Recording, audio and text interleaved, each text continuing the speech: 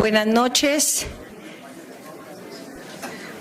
En nombre del Comité Cultural damos la bienvenida a todos los socios, a los invitados que nos acompañan esta noche. Estoy llenando un puesto de ausencia, el doctor Fernando Bernal, que es miembro de la Junta Directiva normalmente y es también del Comité Cultural, normalmente hace esta presentación, hoy no nos acompaña. Entonces, doy en nombre del comité la bienvenida a una conferencia más que siempre destaca toda esa actividad cultural que lleva adelante el Club El Nogal. Esta noche tenemos la conferencia Mitos y Verdades de nuestra herencia hispánica. Nos acompañan hoy los dos conferencistas que harán parte de esa temática de diálogos que se acostumbra aquí en el Club El Nogal. El doctor Pablo Victoria, miembro de la Junta Directiva y socio desde hace muchos años de este prestigioso club, y el profesor Bernardo Bulla, filósofo, matemático, ingeniero. Ya tuvimos la oportunidad de tenerlo aquí en otra magnífica conferencia sobre filosofía. Muchas gracias, doctor Bulla, por aceptarnos la invitación. El Comité Cultural quiere abrir estos nuevos espacios para que otros conferencistas y otros temas enriquezcan la vida cultural del club. Doy muy especialmente la bienvenida al doctor Luis Fernando López, presidente de la Junta Directiva del Club El Nogal, quien tendrá a cargo la presentación formal de esta conferencia de los conferencistas y en nombre de la Junta dará la bienvenida a todos los que nos acompañan esta noche en esta actividad. Doctor López. Muy buenas noches a todos, a nuestro querido conferencista, a nuestro panelista invitado, a los socios invitados esta noche, donde tendremos una nueva expresión cultural de aquello que es tradicional en el club y que no en vano ha llevado a conocerlo como el Club de la Cultura. Hoy nos acompaña un socio directivo y estudioso de estos temas, por lo cual tenemos un triple regocijo. Tratar el tema de España en América no es tarea fácil, sobre todo cuando existen tantos prejuicios y preconcepciones de lo que fue su papel conquistador y civilizador.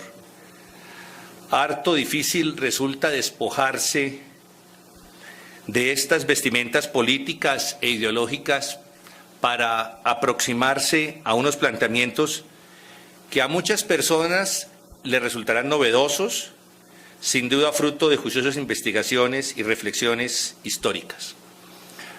Pablo Victoria dará a conocer en su intervención los puntos centrales de una controversia que ha durado siglos y que sin duda alguna despertará no solo interés, sino inquietudes y seguramente controversia por quienes lo escucharán esta noche. Hablará sobre si las colonias españolas lo fueron realmente en sentido inglés, francés, holandés o en el sentido portugués de la palabra. Incursionará en los terrenos de la leyenda negra tejida contra España, sus orígenes y consecuencias. Nos hablará de la Inquisición y sus efectos en Europa y en América. Nos llevará de la mano a conocer y comparar el esclavismo anglosajón con el español. Nos adentrará en el nivel de vida existente bajo la presencia española y después de ella, y por descontado nos hablará sobre el recurrente tema de la discriminación de que las autoridades españolas ejercían sobre los criollos. Él la denomina una supuesta discriminación, de manera que estaremos muy atentos a sus comentarios sobre ello. Todo eso lo hará con cifras en la mano. Destaco sobre todo el supuesto exterminio de las tribus indígenas a manos de los conquistadores, sobre lo cual él nos dará la versión personal y documentada, y todo lo cual ha considerado que lo puede expresar desde una perspectiva racional y estadística. Este es, pues, el contenido general de la conferencia que hoy nos presenta nuestro socio Pablo Victoria y que deberá ser, así lo esperamos, de gran interés para nuestros socios del club e invitados. Una investigación de importante contenido histórico. Sin más preámbulos, doctor Pablo, le doy la bienvenida. Gracias, presidente.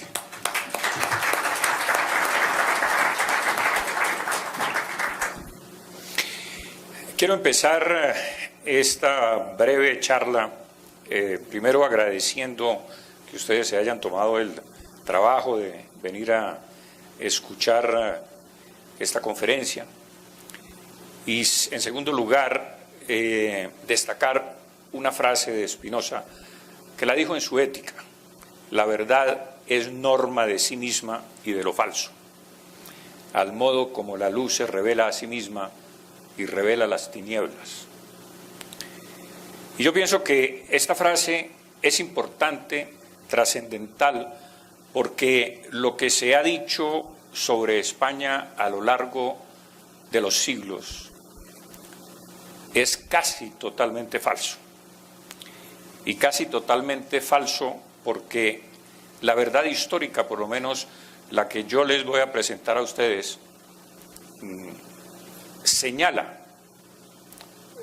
la maledicencia inclusive de las grandes potencias rivales de España para apoderarse del imperio, envenenar las mentes de los colonos de América y finalmente desembocar en la independencia. Es decir, España perdió la batalla de la propaganda. Y quiero enmarcar esta charla dentro del contexto imperial, porque no se puede aislar lo que significó España para el mundo sin ese contexto imperial y las rivalidades que suscitó precisamente su gran poder marítimo y militar en este planeta. España conquistó 25 millones de kilómetros cuadrados. Se dice muy rápidamente. Conocíamos que el mayor imperio de la historia había sido el romano, 8 millones de kilómetros cuadrados. España tuvo 25 millones de kilómetros cuadrados. Con una población, por supuesto, de aquel entonces, de menos de 8 millones de personas. ¿Cómo fue posible conquistar tan inmensos territorios con tan pocos hombres? Pero antes de pasar a eso, quiero hacer énfasis en las dos columnas que ustedes ven allí. Dicen plus ultra. Antes de la conquista de América, se creía que el Cabo Finisterre de España, hasta ahí llegaba la tierra.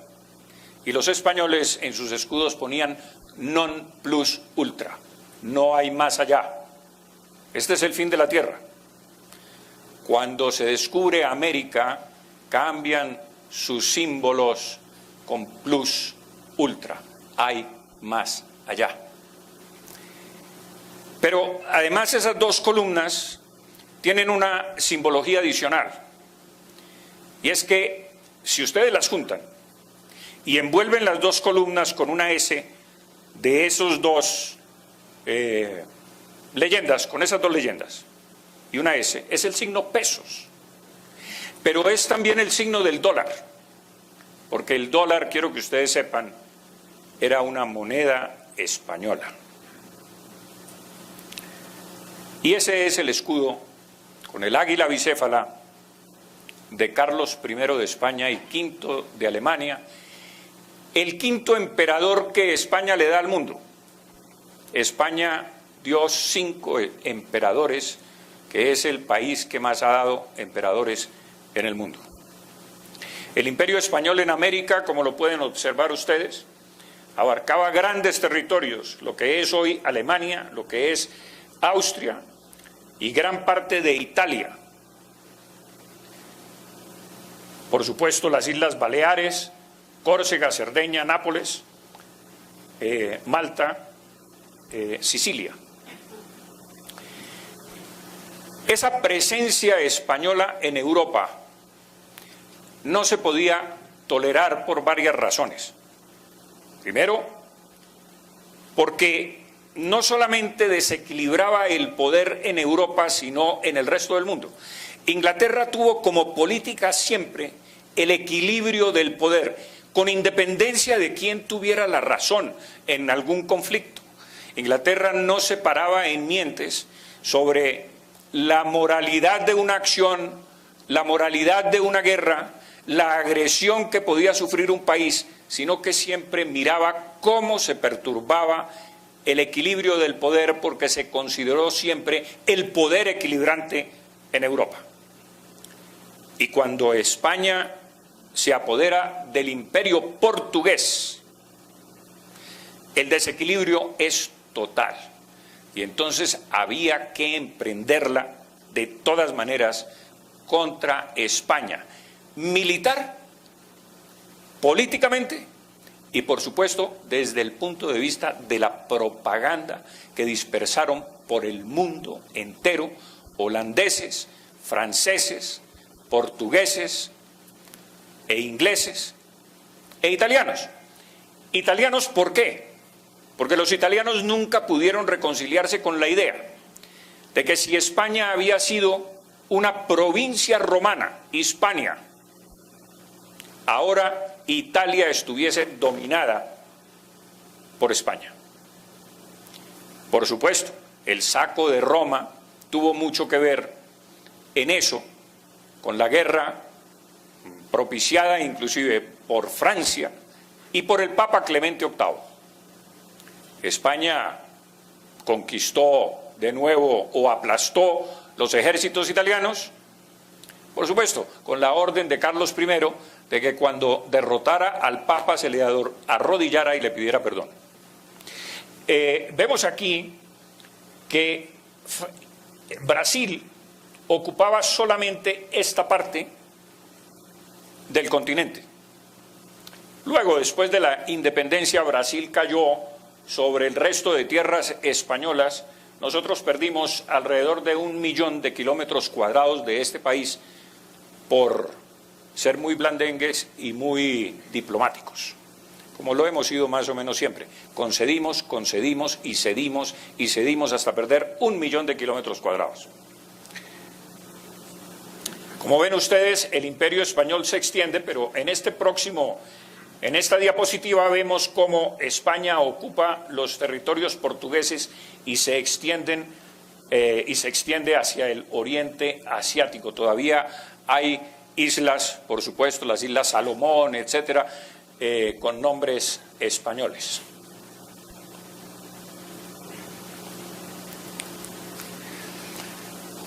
Quiero poner este cuadro de un magnífico pintor de batallas. Lo conozco personalmente. Yo pienso que es el mayor pintor de la historia de España, de todos los tiempos. Es Ferrer Dalmau, es especialista en batallas y tiene los cuadros más espectaculares. Y pinta esto que es la batalla de Empel, donde ocurre lo que él llama, o lo que los historiadores llaman, un milagro, que es que los españoles estaban absolutamente rodeados por las tropas y por la armada holandesa. Y esa noche, o ese día, encuentran en el fango, en el barro, la imagen de la Inmaculada Concepción, la sacan del barro, la limpian, y esa noche se congela donde estaba el mar y el río, donde estaba la armada holandesa, y los españoles pueden atacar la armada holandesa y ganan la batalla. Por eso el almirante Hollack dice: Dios es español. Y los italianos decían también algo muy parecido, porque estas tropas, que son los tercios de Flandes, fueron invencibles en Europa durante 200 años.